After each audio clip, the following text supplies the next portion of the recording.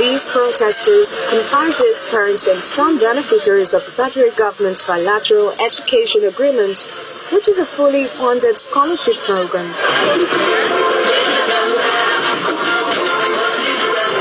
The protesters are at the headquarters of the Federal Ministry of Finance to demand the payment of 16 months stipend, a development they say has made life unbearable for many of the beneficiaries.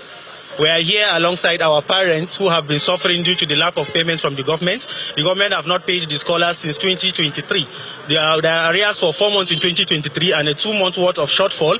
We also had arrears of 2024 where the money was slashed from 500 to 220.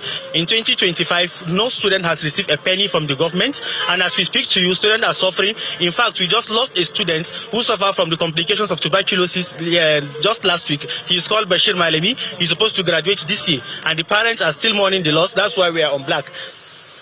According to the protesters, students benefiting from the program ought to be paid a monthly stipend of $500, but it was slashed to $220 in 2024.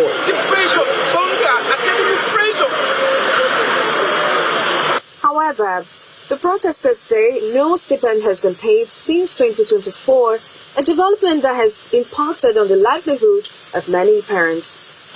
They took them there for studies.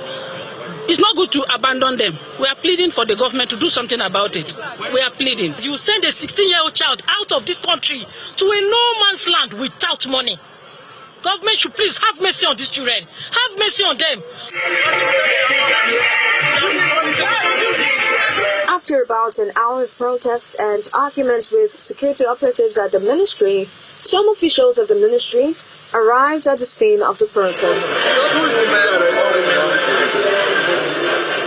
They declined any interview with journalists, and after accepting the protest letter from the protesters, they went back into the ministry with some representatives of the protesters. The federal government's bilateral education agreement allows Nigerian students to study abroad in partner countries such as Russia, China, Hungary, and Morocco. The program covers tuition, accommodation, and medical care, while also providing a living allowance monthly for the beneficiaries.